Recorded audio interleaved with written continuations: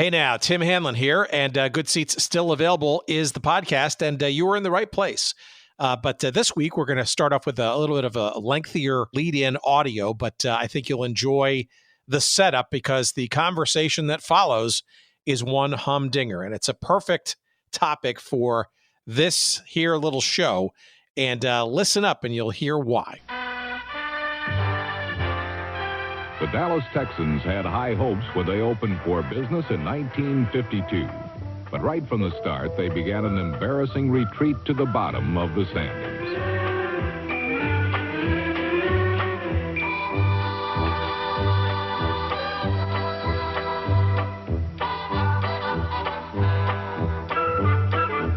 You went in there, you could beat them with anything. They just didn't have it. They had some good individuals now, but they didn't have enough, not enough to beat anybody. So you were very happy if you had them on your schedule. Los Angeles had Dallas on their schedule, and the Rams' Herb Rich, number 42, turned in the longest scoring play of the year with a 98-yard return of an intercepted pass.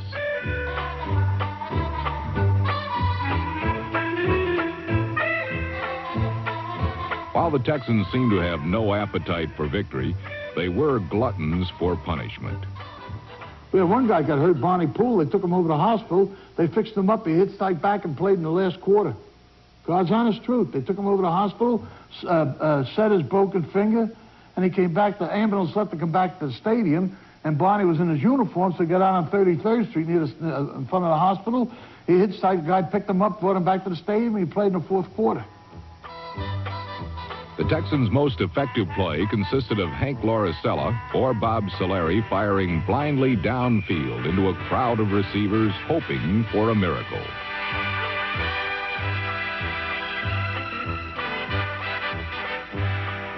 You know, Solari didn't want to get killed. Our offensive line wasn't that good, and they were pouring in on him, so they put the play in. He said, just run down, and he'd throw the ball up in the air, and if it come down the right hand, it's good. If it was intercepted, what the hell? It's just another play, you know.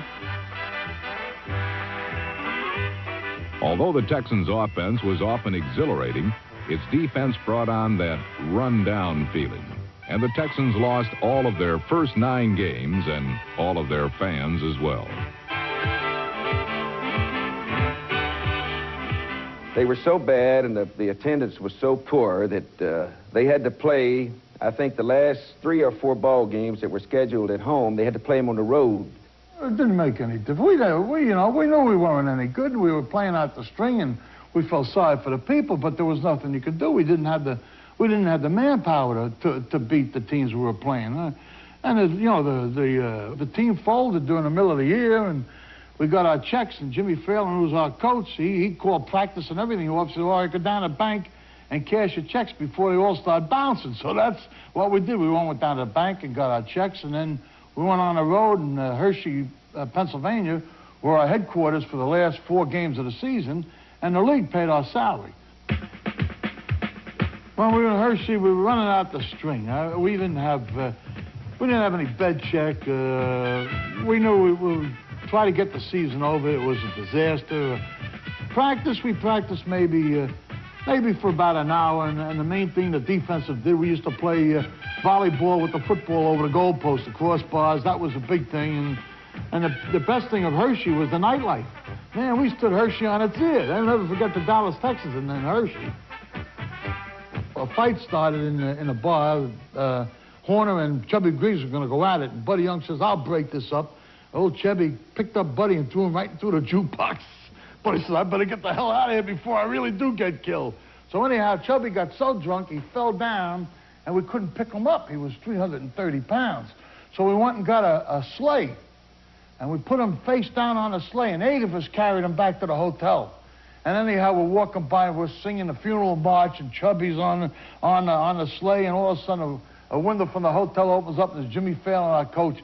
He says, all right, boys, feeding time at the zoo is over. Everybody get to bed. And we all went to bed. We were scheduled to play the Dallas Texans down in Dallas, and they ran out of money, and so they transferred the game to Akron, Ohio, in the Rubber Bowl. It was Thanksgiving Day, and we went out on the field to to warm up, we had more players on the field than we had fans. And we came back in after the warm-up, and we were in the locker room, and James Phelan used to smoke a cigar. And he would puff the cigar, and he'd talk on the side of his mouth, and he said, "Gentlemen, this has not been the best of seasons, but it is Thanksgiving Day. And you do have a lot to be thankful for. We were put out of Dallas, and we're now wards of the league. But all of those clubs who have won have never had the experience that you're going to have today." And everybody looked at him askingly, and he responded this way. He said, "The big responsibility that you have, the National Football League, and no other club has had this, that the crowd is so small. Rather than introduce you as a team, you all can go up in the stands and meet the crowd individually." A tiny crowd of 2,000 fans in Akron's Rubber Bowl were treated to an extraordinary upset as the hapless Texans defeated George Halas's Chicago Bears. Calafaro takes a handoff, races to his right, and sends a pass deep in the end zone. Dick Wilkins leaps, and it's touchdown Texans, leaving the Bears on the short end of a humiliating 20-2 score. We went into the game with not the right attitude, and it was late in the fourth period, and George Halas was really mad. He said, "Getting beat by these bums, it's terrible." And somebody got behind defensive back, and Coach Halas thought it was Don Kent, and he kicked Don Kent, and Kent kicked the coach back. And I just can't say in a public media like that the lacing that we took after the game from George Halas, but it was really disgraceful. The Bears were the only team the Texans beat. And when the season was mercifully over, the Texans were out of business, and the NFL was out of Texas. Welcome to Good Seats Still Available, a curious little podcast devoted to exploring what used to be in professional sports. Here's your host, Tim Hanlon. Well, ain't that a fine kettle of fish? How are you, everybody? It's your pal, Tim Hanlon. Again, as advertised, and it's Good Seats Still Available, the curious little podcast that is devoted to what used to be in professional sports. Thank you for finding us, and man, do we have a representative topic for you this week. It's the very reason why this show exists, and I don't know why it's taken us so long to get to this particular topic, but that clip from NFL Films was rebroadcast on, I don't know, various flavors of ESPN over the years. I had a really difficult time trying to figure out exactly which NFL film offering that it came from. But it is time to discuss the one-year wonder that was the Dallas Texans of the NFL, the 1 year being 1952. And not to be confused with the Dallas Texans of the later American Football League in 1960 through 1962. We've talked about that. That wound up moving to Kansas City to become the Chiefs. And as you remember in some of our previous conversations, was almost named the Kansas City Texans before it was luckily talked out of Lamar Hunt doing so at the time. This is also not the Dallas Texans of the Arena Football League from 1990 to 1993, nor the very much forgotten Dallas Texans of the U.S. Hockey League, United States Hockey League in the early 1940s, and actually was in the latter part of the 40s as well. No. This is the 1 year existence in the NFL of a team that began its life in Boston, of all places, as a team known as the Yanks. Yes, the Boston Yanks in the wartime, 1944, and then it took a break in 45, just to become the Yanks, and then it came back as Boston again for a couple of years, and then moved to New York, where they became the Bulldogs, the New York Bulldogs, and then more logically became, for the 1951 season, the New York Yanks. But as we'll hear in our conversation with our guest this week, Mike Cobern, author of an amazingly cool book called Wards of the League, the untold story of the first NFL team in Dallas. The Yanks moved to Dallas to become a convenient plug, I guess, for a market that was getting some interest from a lot of different football entities, to become the Dallas Texans of the National Football League. And I think the best way to describe it is in some of the promotional material for this book. And the key quote here is, before the Cowboys became America's team, the Dallas Texans were nobody's team. And farcical is a good word to describe what happened during this 1952 season. And we will let Mike explain in grand detail what sort of transpired during this year of 1952. They played games in Dallas in the Cotton Bowl setting, which is a logical place, of course, given the longstanding history of that facility. But as things went sideways midway through the season, arguably way before midway through the season, you saw a Dallas Texans team that absconded from Dallas to literally go to various places around the country, including Hershey, Pennsylvania, of all places, to finish up their very woeful season by the end of their run. And this is a team that won exactly one game, lost 11, and played home games in places like the Rubber Bowl in Akron, Ohio, and in Hershey, Pennsylvania. And it is a fascinating tale of a team and a dream and a situation gone awry. And it is a fascinating topic that, for our listeners and for our sensibilities, is indeed absolutely just made for this little show. So our conversation coming up with Mike Cobern in just 1 second. The book is called Wards of the League, The Untold Story of the First NFL Team in Dallas. It is published by the good people at TCU, Go Frogs Press, and it is available now wherever you find good books. And of course, you can find a convenient link to this book on our website at Good Seats Still Available. Just search up this episode number 360 with Mike Cobern, and you will find a convenient link that will take you and give us a couple of shekels of referral love for doing so, to get the hardcover and any other available version of this book into your hot little hands as quickly as humanly possible. And we, of course, appreciate when you do that for sure. But first, sit back and enjoy this conversation first and get teased, shall we say, into the purchase of said book. This is an amazing story. If you're not familiar with it, you will be amused. You will be bemused, and hopefully you'll find it thoroughly enjoyable as I did. Here's our conversation with Mike. Let's talk about the Dallas Texans. Let's go back to 1952. Here's our conversation we had back in June.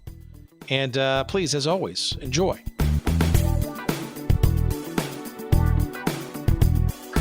Give me and our audience a sense of who you are and how you somehow found enough intrigue in this story to devote time and effort to write what I'm hoping is the definitive book on this topic.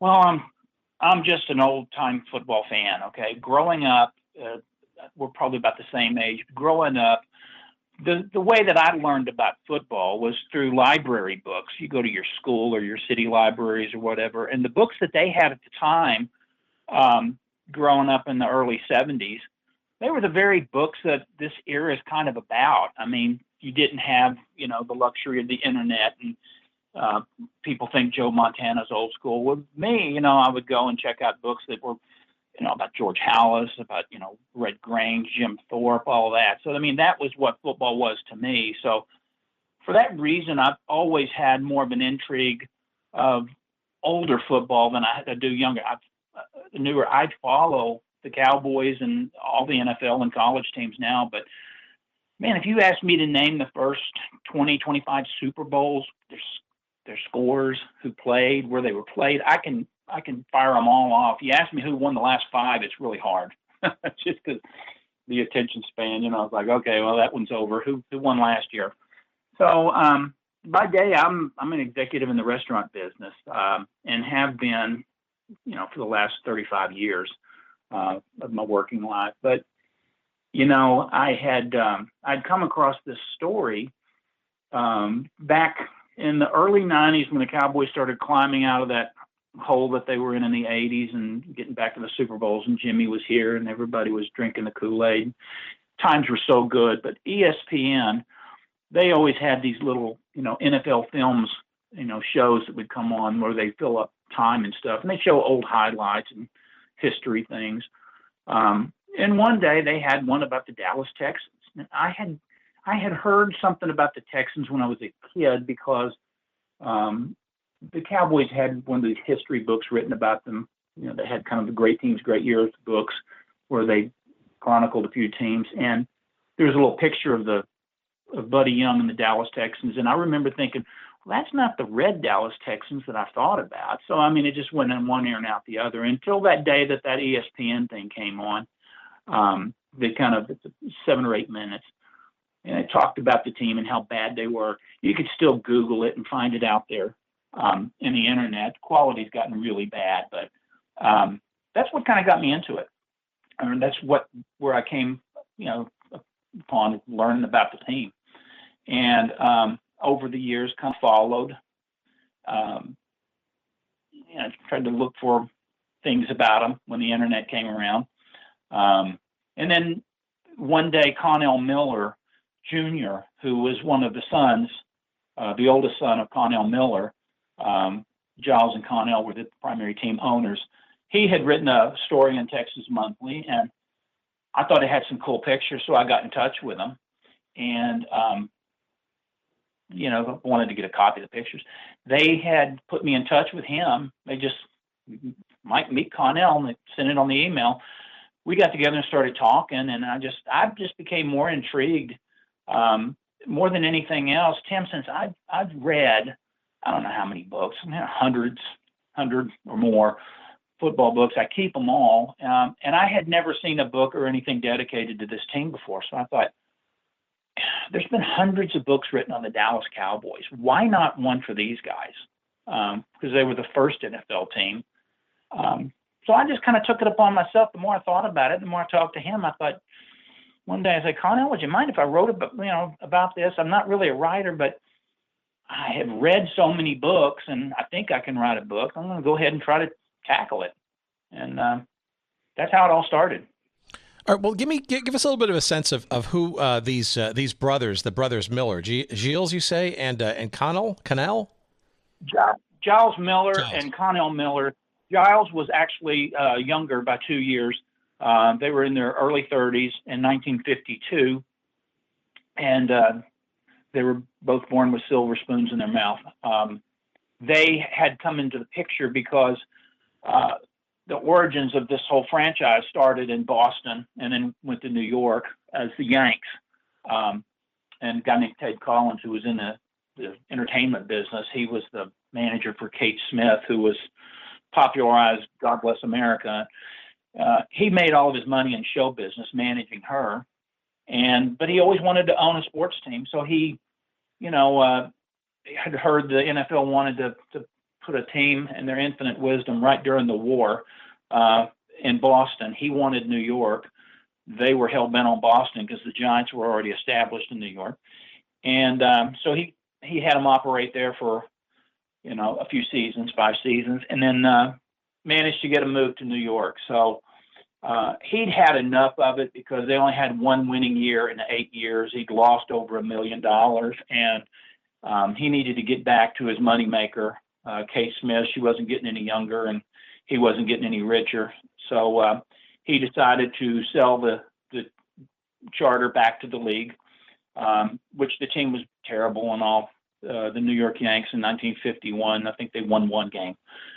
And the thing is that they were very valuable in one sense, that they occupied the 12th slot, and the league needed 12 teams. So originally, a guy named Gordon McClendon came about the knowledge that, okay, there may be a team available. He was a big radio pioneer down here, kind of originated top 40 radio.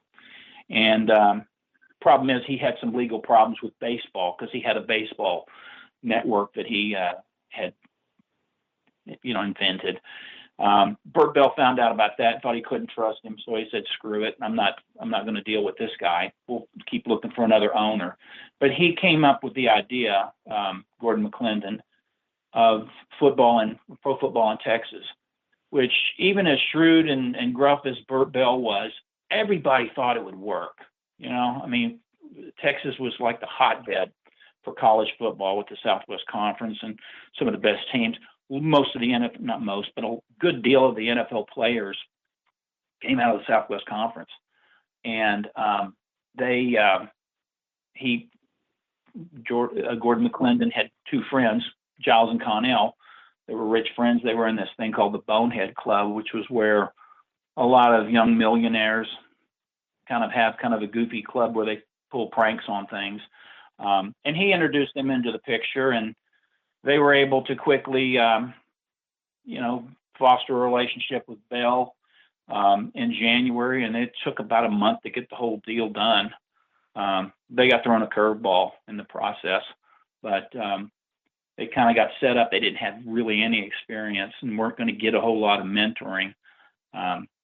So that's where the Miller brothers came into the picture. And then they had a syndicate of different owners and a board of directors and stuff. But Giles was mainly the guy that ran the team, and he's most of the story. Connell was a support. They always did everything 50-50, but this was pretty much Giles's baby. Well, let's back up for a second, because this franchise, I know I would say it's tangential, but it's pretty interesting, and it's probably worth a conversation completely separately on this, right? So we're talking about a franchise that essentially, I think, even dates its original founding back to Dayton when they were the Triangles way back when. But the notion of the Boston Yanks version, and they were called the Yanks for one season, and then they sort of made their way to New York to become the Bulldogs and the New York Yanks. And obviously there's a relationship there with, or at least some Appalachian relationship to the Yankees of baseball there. But I guess the point is that the brothers were, this franchise was kind of in the hands of the NFL at this point, right? This wasn't like a purchase of the New York Yanks franchise in 51. Didn't the league own it because the Yanks owner was just done? True that. When Collins moved him from Boston to New York, because of the whole Yankees thing, and at the time, the AAFC had the New York Yankees football club that Dan Topping owned. He rebranded them the Bulldogs for a year. That just didn't stick. So he went back to the Yanks. They changed colors when they went from Boston to New York. And Collins had originally bought the charter in 1944 for $66,000. When he sold it back to the NFL. This was the Dayton Triangles charter, correct? Yes. That they rebranded into the Boston Yanks. Now, he bought that for $66,000. Doesn't seem like a lot of money today, considering how much it would be worth.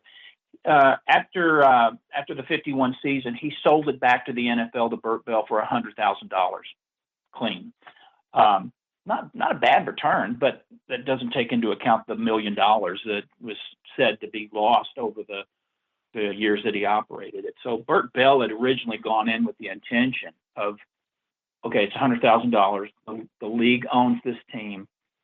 We don't want to own a team. We're not in business for that, but we needed to keep it whole and keep the players, the group together. And so Bell he wasn't looking to make a profit. I said that in the book. He just wanted to recoup the money and find the proper suitor to take this team over. So they bought the team for $100,000. The Miller brothers did. And so to everyone's relief, right? So I guess maybe put it in context, right? So we're talking about 1951, 1952 or so, right? The NFL is not nearly what we know it to be today. Matter of fact, I believe, if I'm not mistaken, And around this time, I don't think they even had national television or regular national television coverage. I mean, there were bits and pieces, I think, but this was not even a national sport, so to speak, when it came to national television, still fledgling in its own right in the early 50s. Oh, yeah. I mean, Bill was kind of playing around with it, DuPont television network. There was no big television deal. Nowadays, I was thinking the other day, I was up at the workout club and they were playing, I was on the treadmill and they were playing an old game. They played on the NFL network, and it was a COVID game.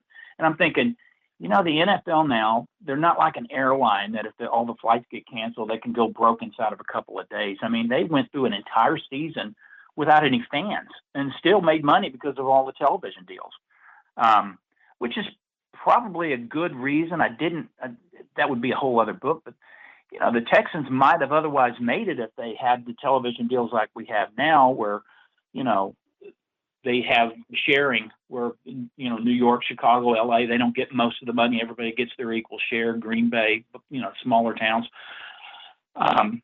So yeah, they didn't have any deal like that at all back then.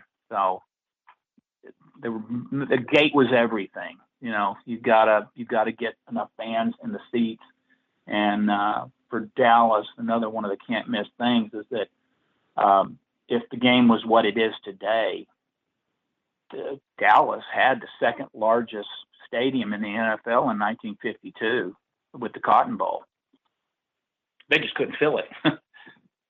Well, look, this was also, so I think I'll also put this in context, and I'm sure this comes out in the book too, right, is that this was, in 1952, the first designed major league sports franchise to be domiciled in Dallas, right? So this is a really significant opportunity for Dallas to, if you will, growing and as is the state, right? Obviously a pretty large metropolitan area, but this is the proverbial way to become a big time professional city by getting, in theory, its first professional franchise. Again, NFL, not nearly what it is today, but still big enough, right, where this could be a pretty big deal for the Big D. Well, to go further, Tim, I mean, it was not only the first professional football team, or first professional sports team in Dallas, first in Texas. Dallas wasn't the largest city in Texas. Houston was. And it was the first in the South. I mean, the only thing, I don't really think of Washington, D.C. as being Southern, but I know that their owner did, and he wanted to own all the Southern Territory. Dallas was by far, if you just look at a map of where all the teams were, they were all up in the Ohio Valley, New York, Chicago, the Midwest there. Then you had a couple of dots out there on the West Coast with the San Francisco and Los Angeles. But yeah, Dallas was kind of, they could have had the whole region. Now, today they do. I mean, everybody is always wondering what the Cowboys are doing, but yeah. This is also, right, a reminder, this is also before the Dodgers and the Giants bolted New York in the later part of the decade, right, to expand baseball. So this is in some respects almost a bit ahead of its time in terms of the expansionary thing about pro sports, let alone football, from the Midwest and the East Coast, which is where a lot of pro stuff kind of started and rooted itself before the great expansions, so to speak. Yeah, exactly. So what makes though what makes Dallas stick out, if you will, then? I'm guessing a pretty decent handful of other, shall we say, non-traditional markets in the NFL's case. Like, who found who? Was it the brothers Miller, or the league, or how does this sort of deal sort of come into play from what you were able to discern? Well, I think that once Gordon McClendon, the radio guy, had planted the seed in Bert Bell's mind that Dallas could be an NFL city. I think it was just something that he didn't get off of it. He just thought, you know what, if we can find the right ownership there, it would really make the league more of a national presence because, like I said, you got all the dots on the map on the east side of the country, and then two little dots over there in California, where they were kind of playing their own kind of football out there, right, with pass happy stuff. And I just think that there was never really a consideration for, well, who else would want a team. Obviously, you don't want to just try to set up another team in New York or the Northeast, because you tried that and it didn't work. And it was a new city, and I think one with great potential because of the Southwest Conference. You had Doak Walker down here. He just won the Heisman Trophy, and Kyle Rote. So many players from the Southwest Conference were in the landscape of the NFL rosters that, this is really can't miss. And, if you look back at those years, just the stadiums alone, the Cotton Bowl is still standing. It's not what it once was, but it was dedicated to football. And back then, you really didn't have stadiums in the NFL that were like that. I mean, you had the Rams had the Coliseum, but it was dedicated to the Olympics, right? Everybody else kind of played in baseball stadiums with bad sight lines. Baseball was the America's pastime then. Football, not yet. But I just think that the potential here was just so, amazing that they just kind of thought it was a can't miss. Okay, so before we get into the sort of the further part of the origin story, Gordon McClendon, I gotta spend a couple of minutes on him, because it seems to me, and my day job is in the realm of media industry consulting, and radio history is certainly another sort of interesting rabbit hole for me and stuff. And obviously, you mentioned before, he's sort of like, in many respects, regarded as sort of the father of the top 40 kind of radio thing. And he's an interesting guy on a whole bunch of other fronts. But I guess the question for this particular discussion is, what is his role besides being a booster of this? And why couldn't he be a bit more, shall we say, financially involved? How did he have the ear, let's say, of Burt Bell or others in the league to kind of, it almost feels like he's a pitch guy for this, and the Millers are just kind of I don't know, I want to call them rubes, but later on perhaps they became such. But it almost feels like he's like the hype guy or the front man for all of this. Yeah, I mean, the Millers got the opportunity to own the team because of Gordon McClendon, because they weren't Gordon McClendon, I'd say. McClendon had a pretty good sports background. He knew the sport. He had this thing called the Liberty Broadcasting Network, which it sounds kind of goofy, but down here we didn't have baseball teams either, but people followed baseball because it was a big deal, right? He would get tapes and rebroadcast the games through a ticker tape feed, where he would hear what's going on with, say, the Chicago White Sox and whoever they were playing, the Yankees, Red Sox, and he would broadcast the game with sound effects in a studio and make people think that he was at the game. So he had this radio network. His big station was KLIF, the mighty 1190. But he had this Liberty network that had like 450 affiliates that would cover or carry his broadcasts.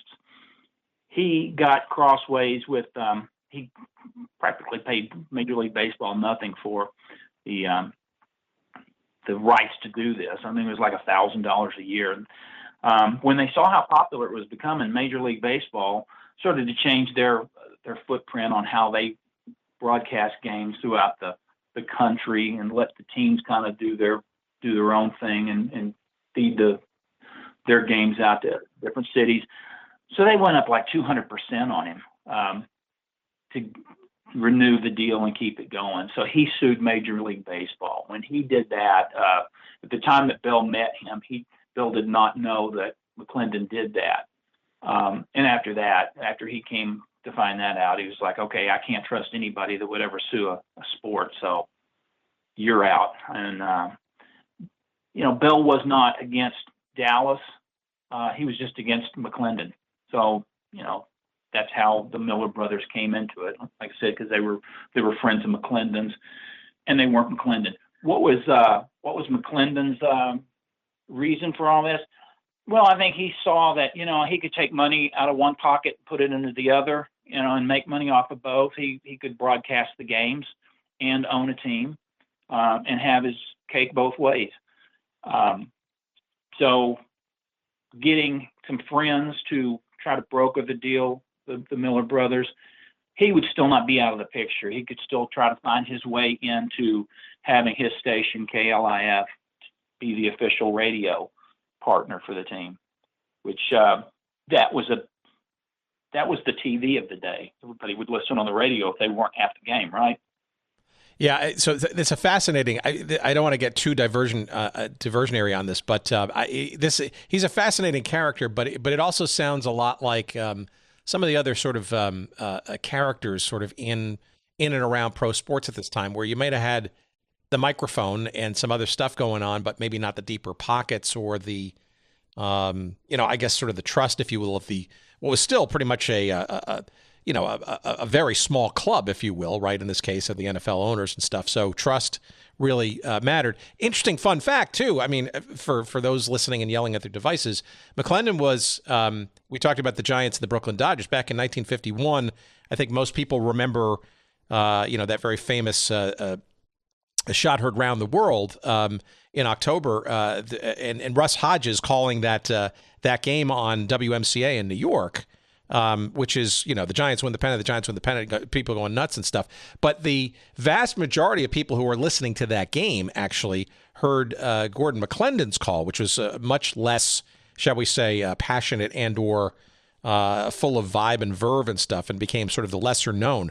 The irony is very strong there, right? More people in the moment heard McClendon's call on his national network than the more famous Hodges call, which we all sort of know and assume was the way people sort of understood that game and stuff. So really interesting stuff. But it's clear McClendon's a Dallas-based guy. He's into the sports thing. He's got a lot of sort of connections and all that stuff. So it doesn't stretch logic to understand that he would maybe want to be part of something with this NFL expansion thing if there was the opportunity. Yeah, and I'm sure you're going to get there later on in the conversation. But the thing with TV and national recognition, the Texans had a big part of that later on when the NFL had their greatest moment, what many think was the greatest game ever played, that was televised to 45 million people, which was a lot of people percentage-wise in the U.S. at that time. Too bad it wasn't 6 years earlier. Well, all right. Let's get into the creation of this franchise. All right. So the Millers are now on the clock, so to speak. They've got the franchise. What do they get from all of this? And from what you were able to determine, how are they building a team and trying to get everything sort of set in motion? Because based on my research, right, the Yanks of 1951.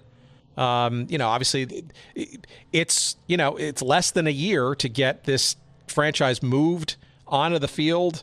There's probably gonna be a lot of hires made and stuff. They've got a stadium. I mean, what are sort of the beginning components of getting this team ready for Texas, so to speak?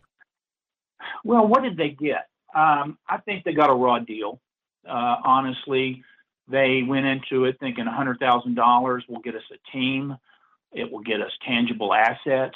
It will get us players. It will get us maybe a staff. Maybe some want to move from New York to Dallas. Some don't. Maybe we don't want some of them. But, kind of at the last minute, or not at the very last minute, but right after the commitment was made, Bert Bell was always wanting the NFL to be, parallel with Major League Baseball. He never wanted to look like, a freeloader or somebody that didn't pay their debts. One of the caveats of selling the charter to the Miller brothers is it's $100,000, and any claims or settlements or attachments that need to be taken care of that were deals that need to be assumed whenever you guys take ownership of the team. What he didn't tell them is that they still had like 8 years left on the lease of Yankee Stadium, which Ted Collins always wanted to put his team in Yankee Stadium and not share the Polo Grounds with the Giants. So what they got at the last minute was $200,000 that was left on the contract that he wanted or demanded that anybody that bought the franchise take care of. So their $100,000 purchase tripled almost overnight. So now they got to pay this too. Would that have been enough to really keep them afloat? Maybe. You never know. But with that, now they're up to $300,000. And they wound up doing some finagling and selling some more stocks and doing some things to make that whole. And then that was late January that they bought the team. By mid-February, Bell was down here. They were having meetings. They were doing things. And they lined up that they were going to get a truckload of whatever the contents were. But finally, this truck comes in. They were all excited. They being the Miller brothers and the stockholders. Let's go open the back of this puppy and see what's in there. And it was just a couple of old dirty file cabinets, some file boxes, etc. There was no equipment. There was no weight equipment. There was no footballs or ankle tape or anything like that, because unbeknownst to even Burt Bell, in order to try to salvage some money, Ted Collins sold all of the equipment just to try to regain some cash on his way out of this deal. So they really they had to go from scratch. Now all of a sudden they got to go and find a bunch of office furniture, supplies, uniforms, whatever it took to field a football team. Do you remember roughly when this was occurring? Was this in the late 1951 off season, or was this in 1952 after the calendar had already turned? Yeah, it was in 52 after the Millers kind of took possession of the team and the announcement was made. So the clock was ticking, and they had the compression of things that needed to get done quickly. That's amazing. Yeah, and now it's like, oh my God, that's a lot of money. But if you look at Giles Miller's ledgers and how much team equipment was going to be worth then, I mean, it wasn't like having to come up with another $200,000 to pay off Yankee Stadium. It wasn't something they were looking to do, but it was definitely something that's like, okay, now this is going to take time off of what we need to be concentrating on, putting the football team together, just to go out and find a bunch of stuff to suit them up with. And set up an office as well. So how does the Cotton Bowl get chosen? And what else is going on? Like where are they going to find players? How are they? Who's coaching? Like how are the brothers sort of? Are they getting an infrastructure together properly, or is it all kind of just being made up as they go along? The Cotton Bowl was chosen really because it was the only option. It was the only stadium that we had really in town that could hold that many people. It was a good option because it was practically brand new at the time. I mean, it was less than 20 years old. And they had a pretty good lease with the city of Dallas. They had, what else? What was your other question? I was curious, just like coaching and players and like. Coaching. Yeah, coaching. Well, Giles Miller wanted to make a big splash, and he started throwing names around. Bear Bryant wasn't quite the legend that he became at that time, but he was, thrown out there. Sammy Ball was looking to maybe get into coaching. He was at the end of his career. Blair Cherry, who was big coach down at UT, he was really wanting to find, a new face of the franchise that would attract fans and preferably a Texan, somebody that they would trust. The problem was that none of these men wanted the job. They didn't want to come down and coach a bad football team that they had never even played a game. Most of them didn't even know who they were. So they went through the exercise. He had a publicity guy, Tex Mall, who became a famous writer later for Sports Illustrated. He was the director of publicity for the team, and he went around and put the word out, tried to get interest. No one was coming. So waiting patiently on the side, as he had been, was the incumbent coach, who hadn't been released or fired or anything yet. And he kind of became the de facto, okay, you're going to be the coach. We need you here. And Miller convinced him that he was his choice all along. And that was Jimmy Phelan, who had coached the final year in New York in 1951. And he had a really good background in college coaching. I mean, he was a winner everywhere he went. He went up to coach the Giants. He didn't take on the job until training camp. He got a late start, and he finished 1-9-2 or something with 2 ties. So he got the job just because somebody had to take it. But he did have one thing that the other guys didn't. He knew what he was getting into because he knew the players. He knew, how lousy they were, how good some of them could be. So, I mean, he was really the only choice, and it was one that was made pretty quickly after everybody turned him down and said, no, we're not interested in this job.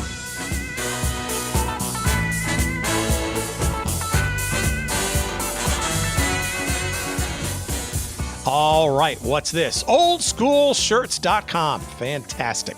You've heard me talk on and on and on about the great folks and the great wares at OldSchoolShirts.com. Like the name implies, it's old school and it's shirts, and they put them together, into what they call OldSchoolShirts.com. It's like the name implies, but of course we love them primarily for their sports wear.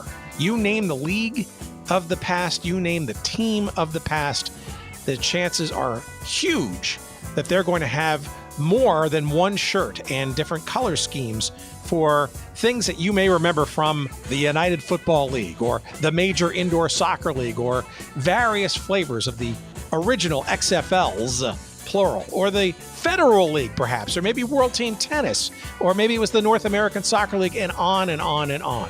But hey, it's not just sports. It's also great cultural touchstones and memories from the past. How about the officially licensed Evel Knievel connection? How about collection? Yeah, that's what he's trying to say. Various colleges. How about dead malls of the past? Ice cream parlors, maybe even radio stations that you might remember. Hey, even there's a latest edition of the now old, Aloha Stadium commemorative shirt. All that kind of stuff and more. You will find at least a handful of shirts that you will just transport you back into your past, and you will amaze and impress your friends at the same time. It's oldschoolshirts.com, and we got a promo code for you, of course. Let's save you some dough while you go there, and its promo code is Good Seats. Good Seats. That's the promo code at oldschoolshirts.com. Promo code Good Seats for 10% off all of your purchases. Hey, P.F. Wilson and your friends at oldschoolshirts.com, thank you for your sponsorship of the show. And now, back to our conversation.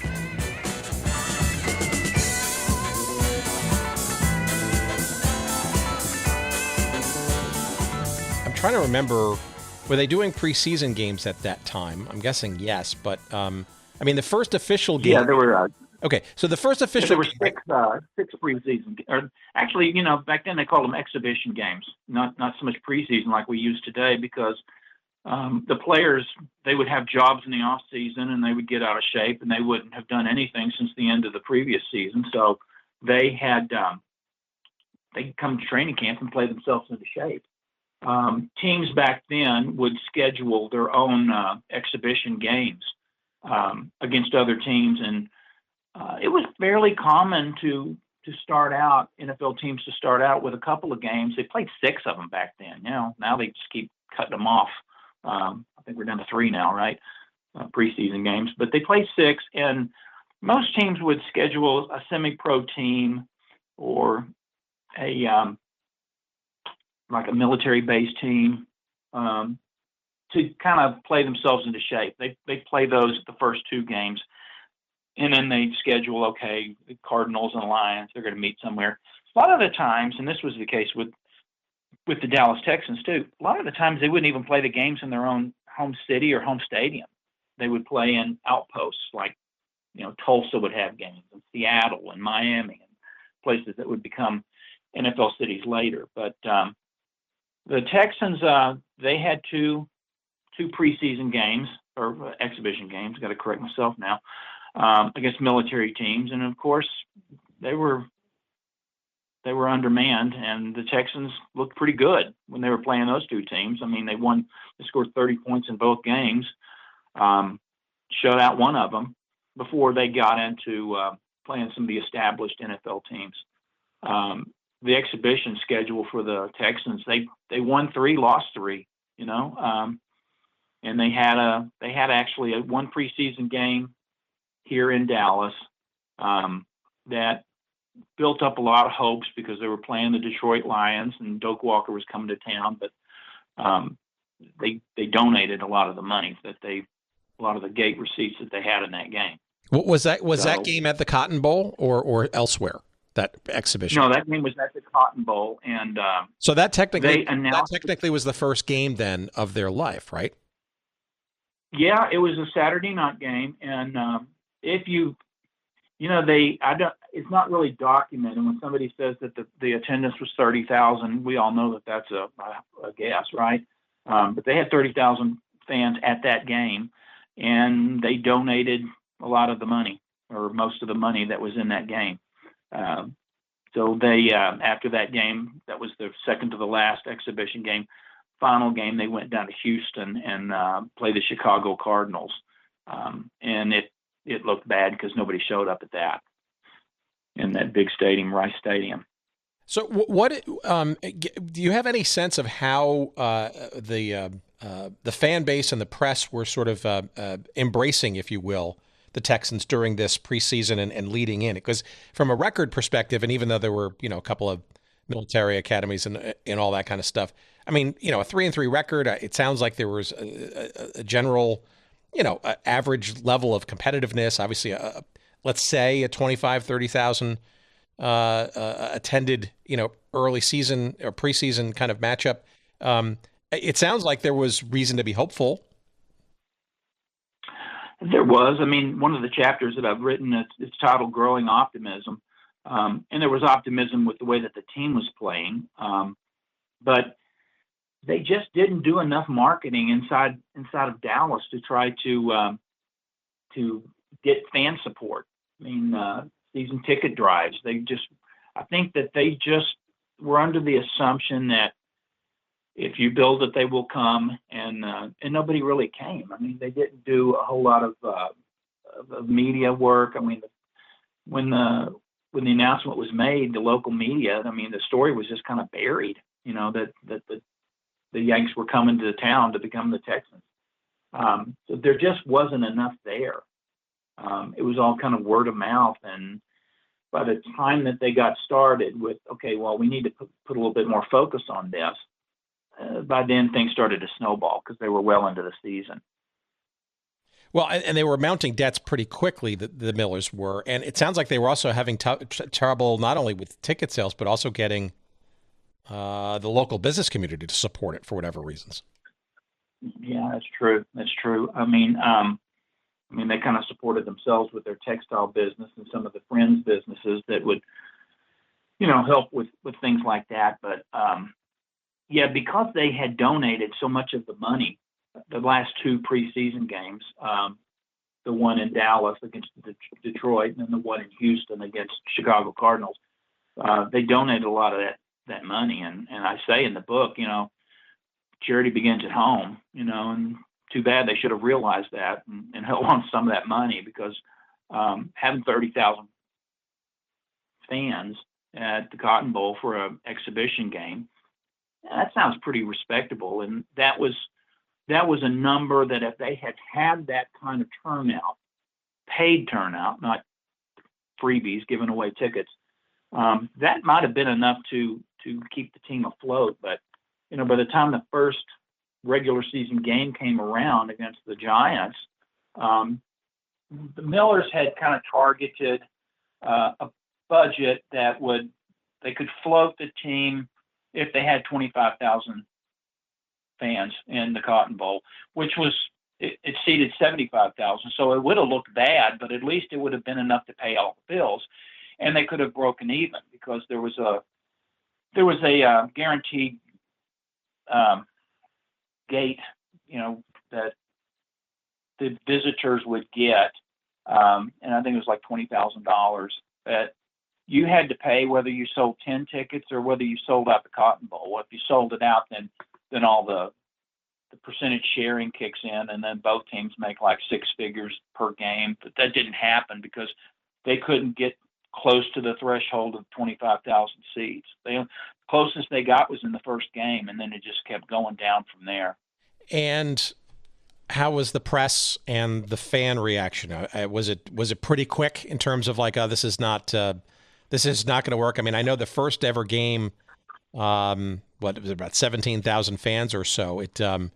17.5, and then the second game, the attendance dropped like 30%. I mean, they were like down to 12,000 folks at that game, and that was against San Francisco. Then they went to Chicago and played a game. When they played the Bears at Wrigley Field, that was the largest attendance that they would play in front of during that season, which was about 35,000 fans in Wrigley Field, which is there was probably a sellout for Wrigley Field or close to it, right? But everywhere that they would go on the road, they would be that particular team's lowest crowd of the year. So yeah, it just started. Attendance started going down and down and down, and there just weren't enough people to care about it, and the media, they weren't covering them because they spent more time on college football, which some people in the area probably thought, rightfully so, that SMU or University of Texas could have beaten the Dallas Texans. Yeah, that's an important point, right? I mean, and it's still actually, it comes up when we talk about, does the NFL somehow figure out a way to kind of muscle their way into Friday nights, with their window and stuff, which is legally, I think, protected, but, is not stopping now some of the NCAA football folks to infringe, right? So I guess the point there is that, and we sort of experienced a little bit of this too when we talked about the early AFL too, is yes, college football and certainly high school football, right? Very much the king had been then and certainly still is today in Texas, and this professional game, which was still in the early 50s, still kind of fledgling, right? So, maybe this wasn't as much the real deal for a lot of folks as what they kind of knew, which was the college and the high school ranks. And maybe there's only so much football to go around, so to speak, for something so untried in 1952. Yeah, and I don't want to get too far ahead on you, but I mean, I had a lot of unsolicited advice about, well, why didn't you involve the Cowboys more in this book? Well, because the book wasn't about the Cowboys. The book was about the Texans. Cowboys have had their hundreds of books written. This is going to be the lone little book written on the Dallas Texans. It's got to be said that even in 1960, Hunt put together the AFL because Dallas wouldn't give him a Dallas franchise, or the NFL wouldn't give him a Dallas franchise, right? NFL countered by saying, okay, we're going to put the Cowboys in business so that they can, start the same year that your team is going to start. Both the AFL Texans, Lamar Hunt's Texans, and the Cowboys, they weren't lighting it up at the gate either. I mean, neither one of those teams had very good crowds at all. So, yeah, so it wasn't like yeah, in many respects, this was ahead of its time too. This issue, right, which would still take a little while, and frankly, it's also how large is the metropolitan area yet at that point, right? A lot of boom times still yet to come and stuff. So, no, it's really interesting because it ahead of its time in terms of like Dallas and the market and all that stuff, but also ahead of its time in terms of its readiness for all this, which even the AFL hadn't really figured out even a decade after that. Let me ask you this: When did the bottom really start to fall out? Because it obviously, maybe describe what happened sort of, maybe, I guess it's sort of midway in the season and stuff, and then sort of climactically or anticlimactically, the Thanksgiving game kind of was, well, no, I'd say prior to that. So when do the Millers realize they can't sustain this much longer, and then realize that they just absolutely cannot? I think it happened in the fourth game of the season, or after the fourth game of the season, which was a home Saturday night game against Green Bay. And because I want to sell a lot of books, I don't want to say why. I'm going to sort of tease that everybody's going to read this because there was a major snafu that they didn't realize that happened to them with the money that they had to pay the Cotton Bowl and what they got out of it. So it was the third home game.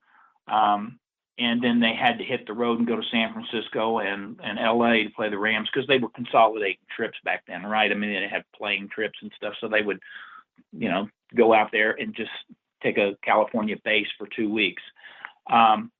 And they, in their early,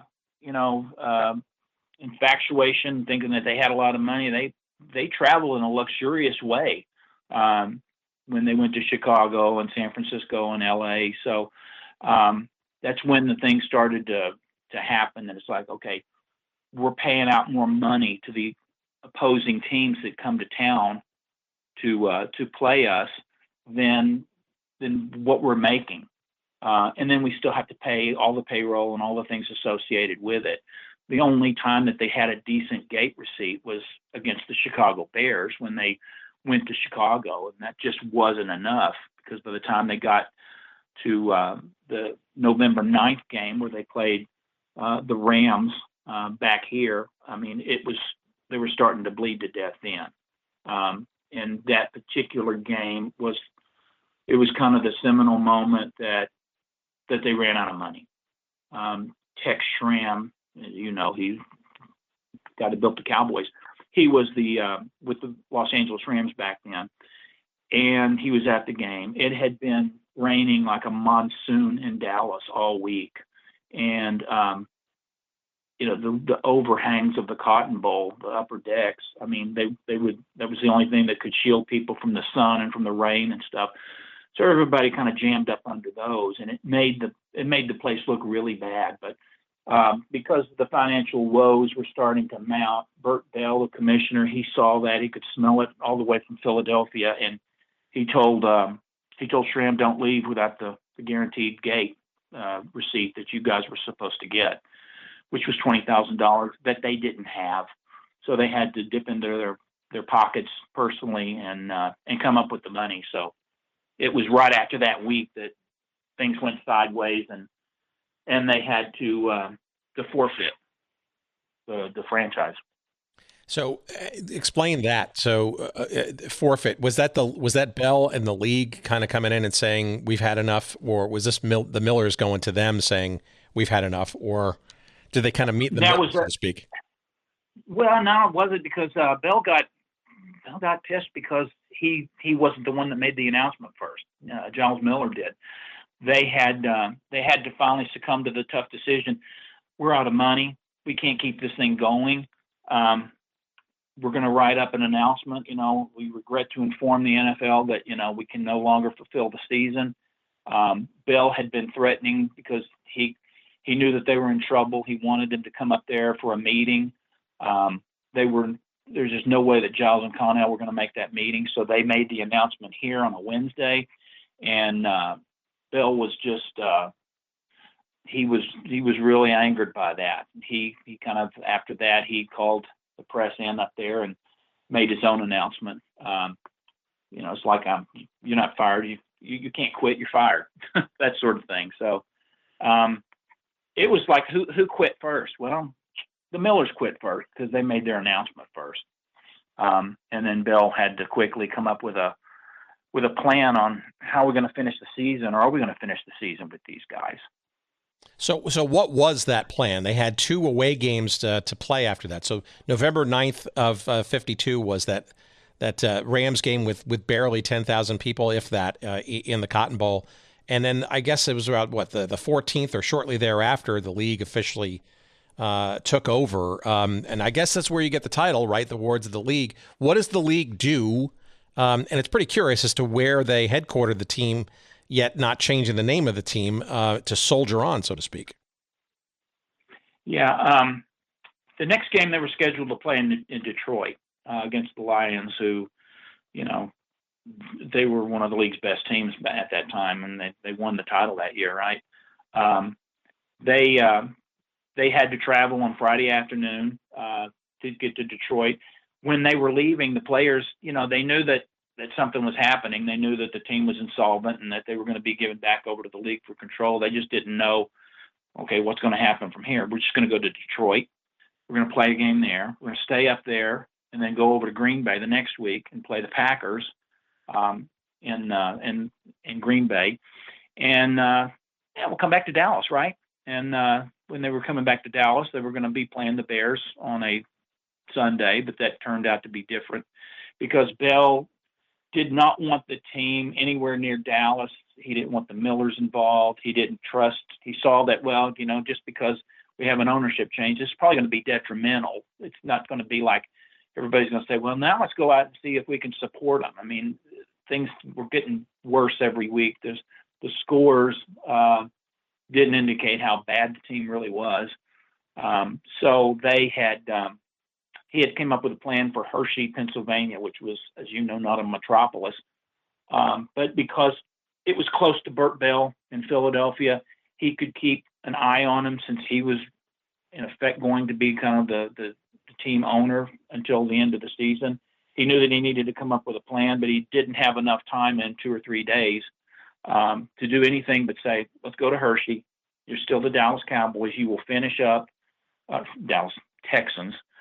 You'll finish up the season on the road. From what I was able to learn, there was never really any thought to having them play any home games in Hershey. Hershey had a stadium that I think could house about 15,000 people, which was about what their average crowd size was. But it was just pretty much determined that they would play on the road all their games, kind of like what NFL did with the Saints a few years back with the Hurricane.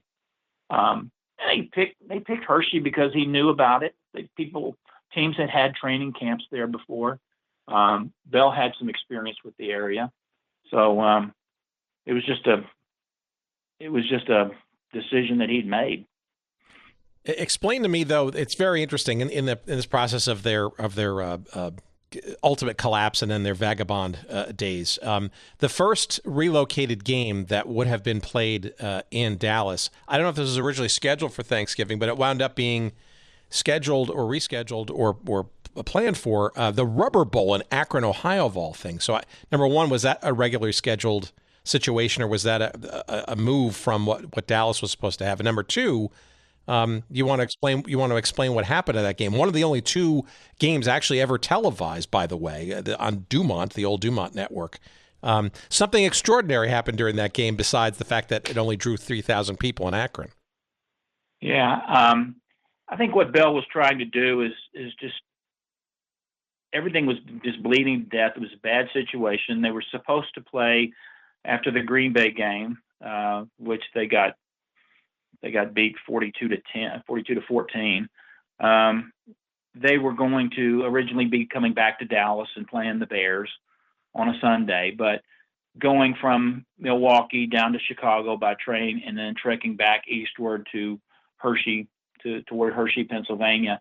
Bill had learned that the other football hotbed, aside from Texas, high school and college football, was Ohio, where the league was born.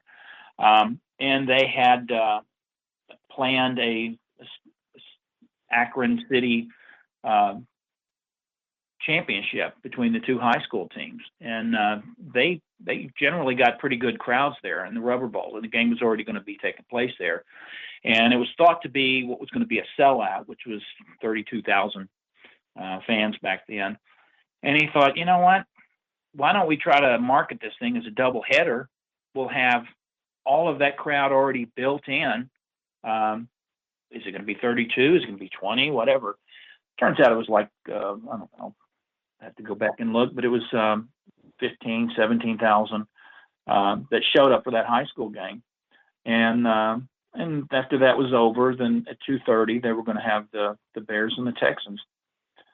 Problem was that nobody knew much about these 2 teams, and it was Thanksgiving, and they had already watched the game that they cared about. So most of the people got up and left about 2,000 people there to watch history. The first NFL win for Dallas took place in the Rubber Bowl on a Thanksgiving day, And the magical thing was because the Bears were they were probably overconfident. They saw what was coming. They saw a team that they had beat 38-20 earlier in the season, and a team down on their luck. Hallis looked across the field and he saw that the Texans, they kind of looked, if you look at their tapes, they look like a blooper reel, right? And they were building bonfire and trash cans to stay warm. And he just thought, playing on Thanksgiving is bad enough with these bums here, So he emptied his bench. He put in all of his backups and rested his players. Well, the Texans players kind of took that as an insult.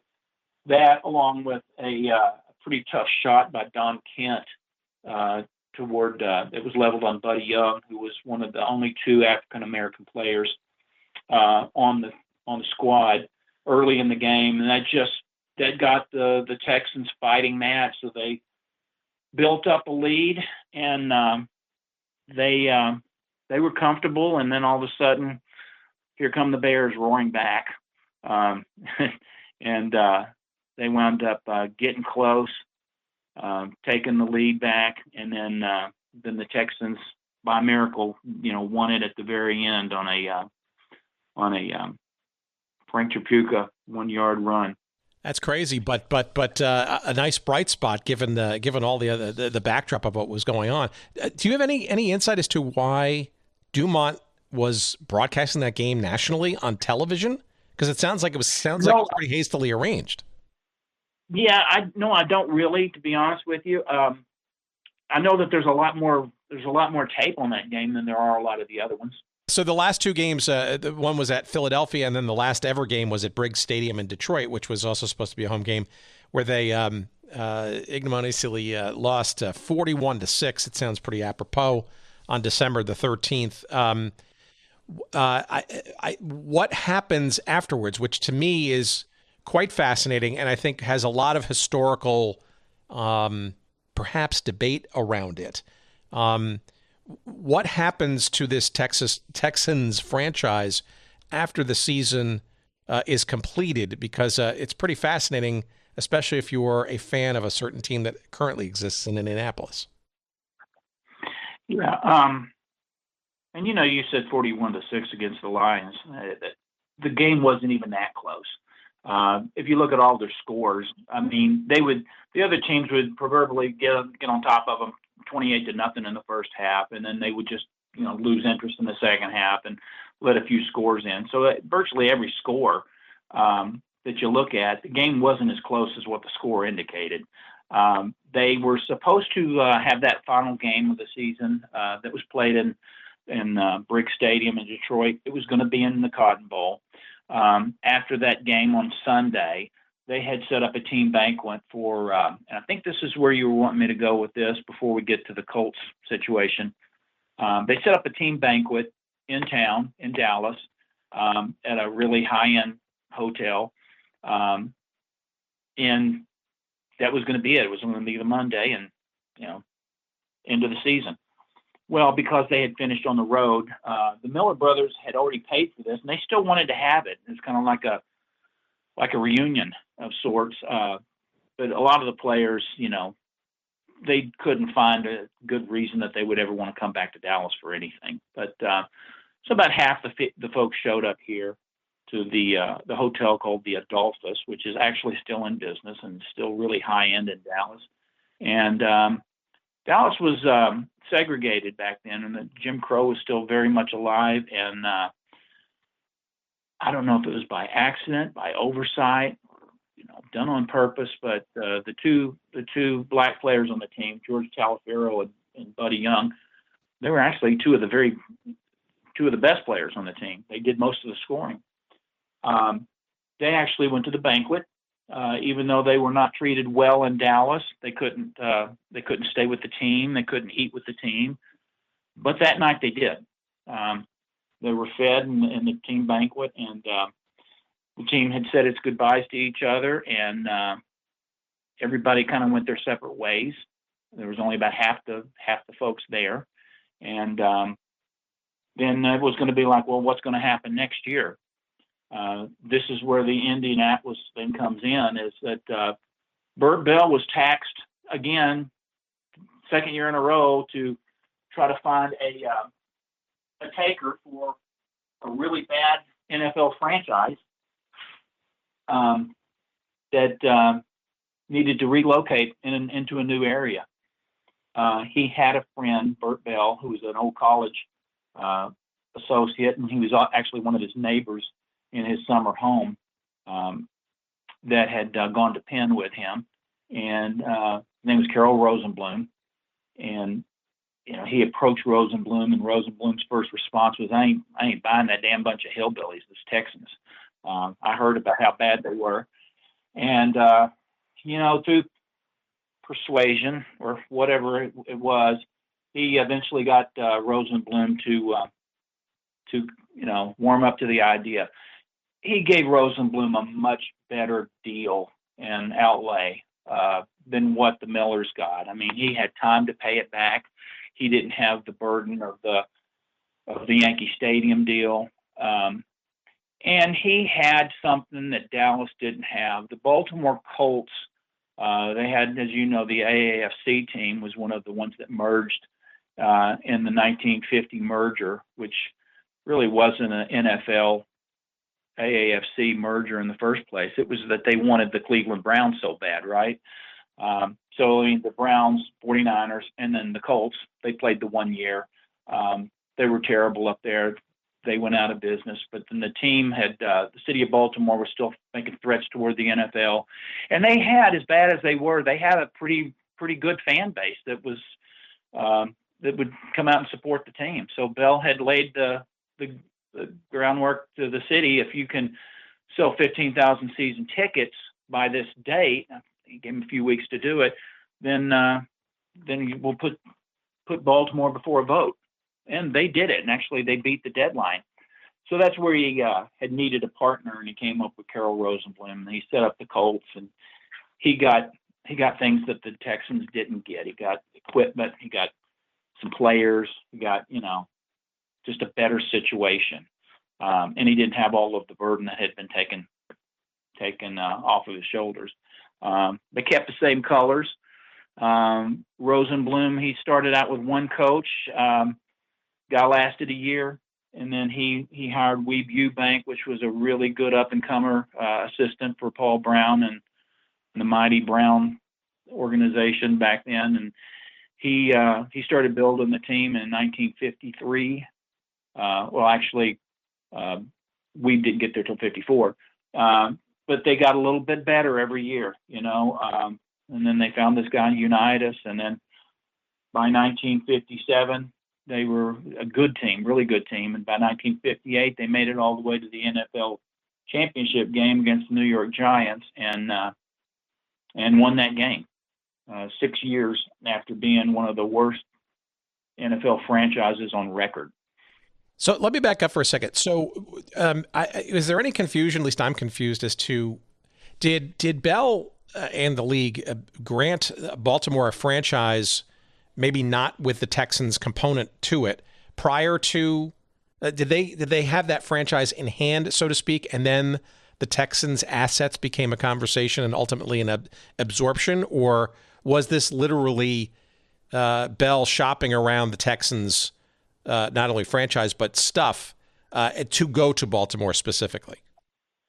It was pretty much that Bell was shopping it around, and he did manage to, I've made it very clear that I feel like, and a lot of people I think feel this way, that the Texans became the Baltimore Colts because all of the players, all of the contracts, all of the coaches, everybody, they're going to be turned over, whether Baltimore, the new organization, is going to use them or not.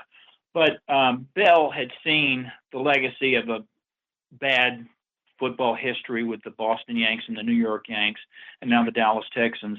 He didn't want to lumber anybody with that as just a relocated team. So they just kind of dissolved the Dallas Texans. That's probably why they were forgotten in time. And then he made Baltimore sound more like it was an expansion team. But make no mistake, I mean, it was the Texans players. They even repurposed. Well, they used the equipment and they repurposed some of the things that had logos on them and everything.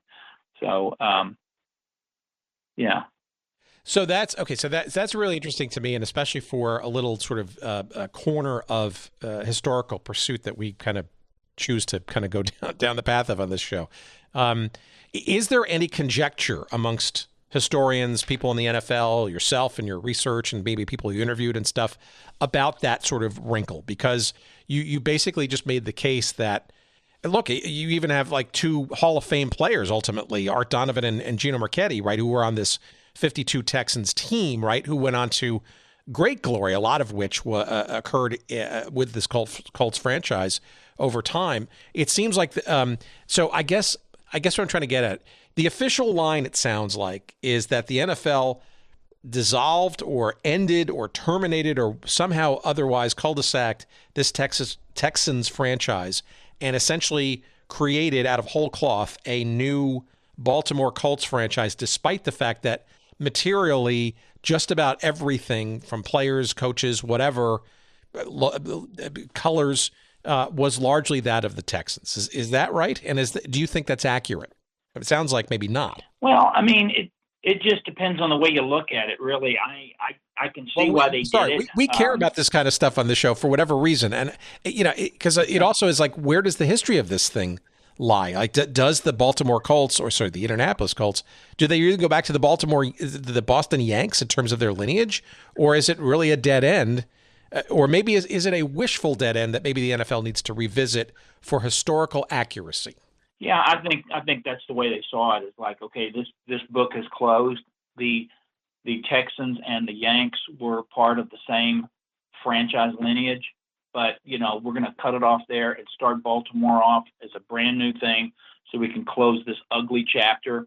And it was the very last time that the NFL had ever, had a team that had completely been removed, so to speak. 49 franchises have failed over the 103 or 4 years. 48 of them were in the first 31 years, and this is the only one in the last 72 years. We're sitting here, Tim, it'll never happen again. The NFL wouldn't let it. But I think that the league should really consider that all of the records of all three cities, really, Boston, New York, and Dallas, I think they're part of it, of the Colts history, just like Baltimore's part of Indianapolis's history. I mean, even if you move somebody in the middle of the night, you still have, some history and where did the players come from? Because it wasn't like, I guess if they had taken the team and the Texans players and put them into an expansion draft and let other teams pick them off, like Paul Brown would wind up picking most of the good ones, him and Hallis, and then having an expansion draft with the Colts like they did with Tampa and Seattle and Jacksonville and all over the years, then I could kind of see that argument. But for me, I still think it's the same team because they got everything that was the Dallas Texans, and they didn't really get a fresh start, so to speak, and set up base like the NFL has done when they've expanded over the last 70 years. So historically, is based on your connections in the history ranks of football, maybe the Hall of Fame, just people, is there any conjecture? Is there any debate about this, or is this essentially the NFL's line is the line in the sand, and there is no? Am I beating a dead horse here, so to speak? Well, no, I think there hasn't been any conjecture because other than you and me, there are very few people that know anything about this team in the first place. So no one really has an opinion about it, a strong opinion about it, like they should. Hopefully the book will bring a lot of that to light, is what I hope, because, I don't know if anybody would be able to say that they feel one way or the other because they don't know the story in the first place. The NFL has done a pretty good job. They did one thing right. They buried this team in history. The folks that I talked to with the league office, I mean, it's pretty apparent that no one really knows that much about this story. And if they wanted to bury it and make the Colts a brand new team. They were successful in that for sure. So, okay, then, and that speaks volumes, right? What you just said.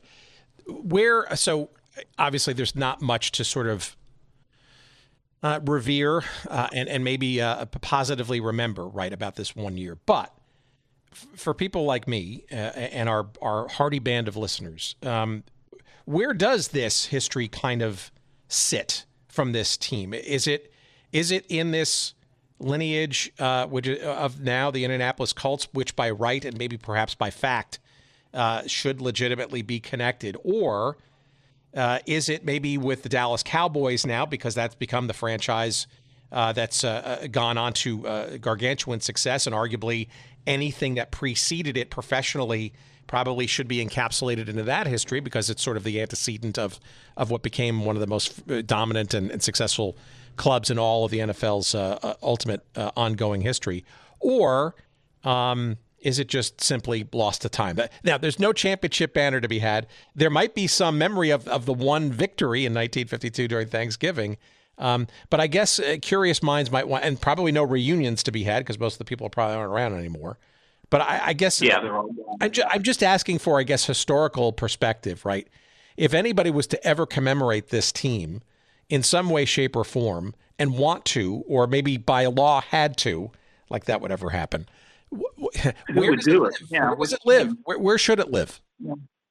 Yeah, because, everybody down here is all up in arms in Texas because the Titans were using the Oilers uniforms this year, and that the Adams family, they still feel like that they own that logo. They still own all that. And has there ever been any thing like that with the Texans? No, because I think what's happened, the Colts have distanced themselves. They don't want to own part of it. They were never told that was part of but they didn't mind taking the 2 Hall of Famers either, did they?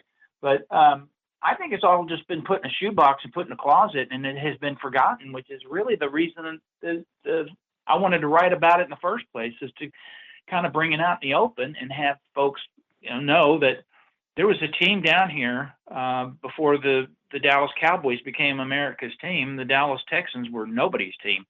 The Cowboys, they don't have any part of it. I doubt that anybody out there would know much about it. And if they did know much about it, they would say, well, accurately so, that's not part of us, other than the fact that they were an NFL counterpart that played in Dallas, before we did. Colts aren't part of it. The Lamar Hunt Texans really aren't part of it, other than the fact that there's a side story where when Lamar Hunt was setting up his Texans, he wanted to clear the team name with Giles Miller years later, and that's kind of a chapter in of itself. And when you're talking about commemoration, now I'm trying to sell some books. There's something at the end of the book that is a really interesting story that I found. I don't know if it's by accident or what, but to me, it was very ironic and very telling. And if I keep your interest through the book's first 280 pages, at the very end, there's going to be like a big gong. I will tell you offline what it is, Tim. But I want people to have a reason to buy the book, and it's very ironic. I'll put it that way. That's fair enough, and we'll obviously hopefully get a lot of input and stuff on this. So let me ask you this last question then.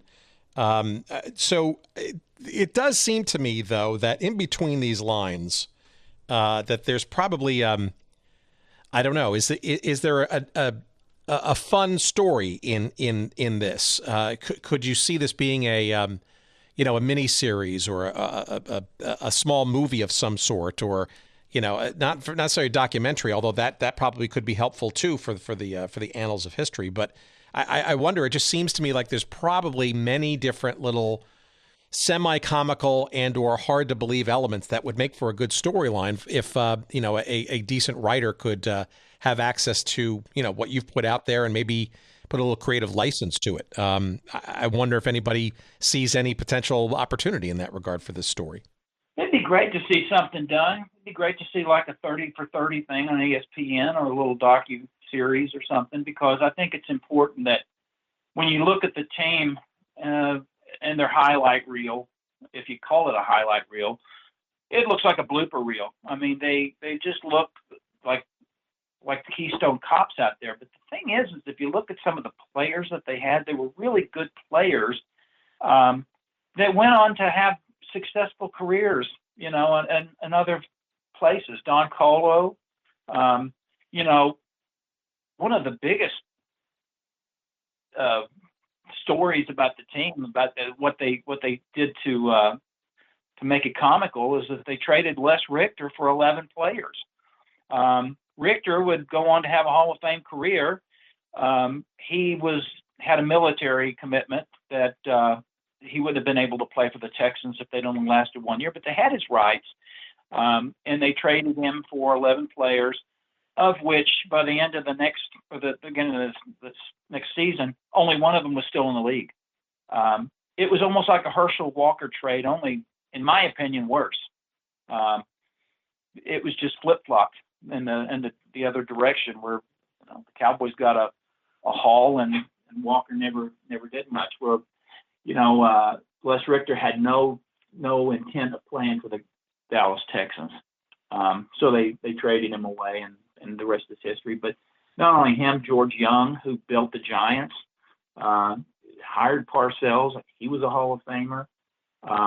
Arguably two of the best defensive linemen to ever played. Donovan was the first Colt inducted in the Hall of Fame, and Gino Marchetti has been like, they did the top 100 players of all time a few years ago.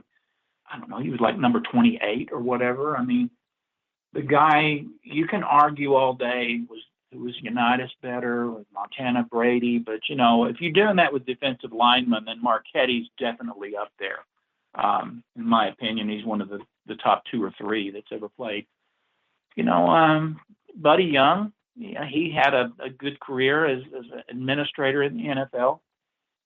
There's just a lot of good people that came out of this. They just couldn't all get it together down here. And I guess the last question I'll sort of throw out there, and it's interesting that you mentioned at the top of the show that you essentially got blessing, or there is no sort of trademark restriction on the Dallas Texans, that being because they really don't want many people to sort of potentially, maybe they don't care because they wanted to bury it completely, all that kind of stuff. But the irony, I'm guessing here, but you don't have to admit it or not. It's just really interesting to me that not even 8 years later, right, you had not one but 2 franchises enter into Dallas. Obviously, the foundation of AFL with Lamar Hunt and the Foolish Club and all that. But then the NFL recognizing that, my God, there's this territory that we, either bungled or missed out on, in 1952. All of a sudden, we've got to now somehow backstop to somehow reclaim it, so to speak. And the irony of the Cowboys going on to win that battle, so to speak, and becoming one of the most recognized and iconic teams in league history. There is a certain sense of irony to all of that. And to me, it feels like, without knowing, even if this is a footnote or an asterisk in Dallas's pro football history, to me, it feels like it's part of that story. And maybe that's just the logical place where it should rest. Maybe there should be, if there's any plaque or signage or commemoration or whatever, if it's not going to go into the Colts lineage, why not have it sit in the, at least in the area where the team lived and breathed back in '52 in the Dallas-Fort Worth area with the Cowboys? Like a plaque, yeah. It is interesting that the team they had no worth. They went out of business. 8 years later, Lamar Hunt, he wanted to put a team in Dallas. He was one of the few season ticket holders that actually went out there and watched 1952 happen. He thought rightfully that he could do a better job at it, and he did. I mean, when he put together the AFL Texans, they were winners. And then the Cowboys, they probably survived because even though the AFL Texans had larger crowds, reported. I mean, a lot of those were also gimmicks and ticket giveaways and things. If you're a barber, you can get in for a quarter or whatever. Hunt left Dallas not because he failed at Dallas. He left for the betterment of his league. He saw that long-term, two teams fighting over Dallas wasn't going to win in Dallas. So, and the Cowboys had the AFL. They had players that didn't make NFL rosters initially until they got to the bidding war. The Cowboys were able to suit up against Johnny Unitas and Jim Brown and Sam Huff and some of the bigger names, the Packers of the day. They should have outpaced them on attendance at the gate. They didn't. And when did it happen that the Cowboys got good? I mean, it wasn't because Hunt left. It happened when the Cowboys got good, and then they started bringing people in. And then the fascinating thing for me is that how can the last team that couldn't make it and had to forfeit themselves back over to the league, is in a town that now boasts the world's most valuable sports franchise. And every year, without even trying, I mean, they go up another $500 million in value. I bet this time next year, they're probably going to be worth $10 billion. When the 52 Texans could barely get arrested.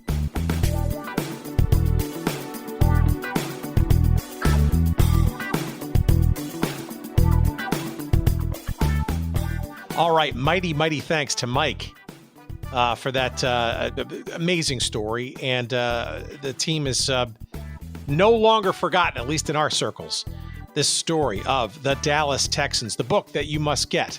Run, Don't Walk. It is called Wards of the League, the untold story of the first NFL team in Dallas.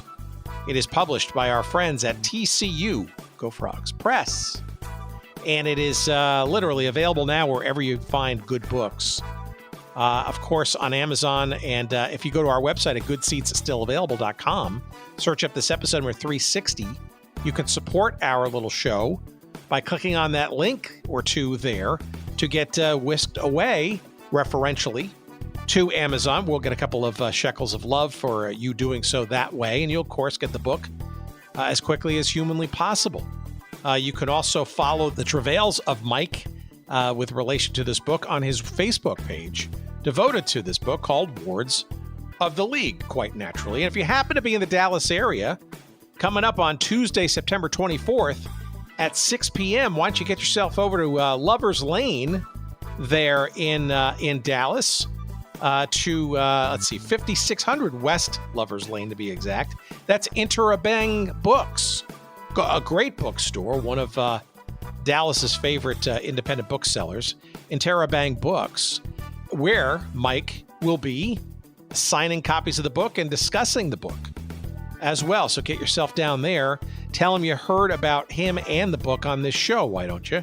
Maybe get an extra special scribble or two in your copy of said book. While you're online looking all that stuff up, be sure to bookmark our website again at goodseatsstillavailable.com. That's where all of our episodes are posted and streamed. Of course, you should be subscribing or following us on your favorite podcast feed, deliverer, app, device thing. Anyway, that's the best way to get our show. You'll find all of our various socials there, but basically, we're on the Twitter X thing at Good Seats Still, and everywhere else in the social realm at Good Seats Still Available. You can send us email at hello@goodseatsstillavailable.com, and you can also tip your virtual cap in the general direction of our good friend Jerry Payne. Jerry Payne's audio excellence, once again coming through to deliver this show to you in pristine, editorially rich form. Thank you, kind sir. Thank you, of course, listeners out there, for your support and encouragement for this show. We love bringing it to you. Hopefully many more episodes to come. Thanks for listening to this one, and we'll see you hopefully next week. Come on by and see what we got for you next. Take care.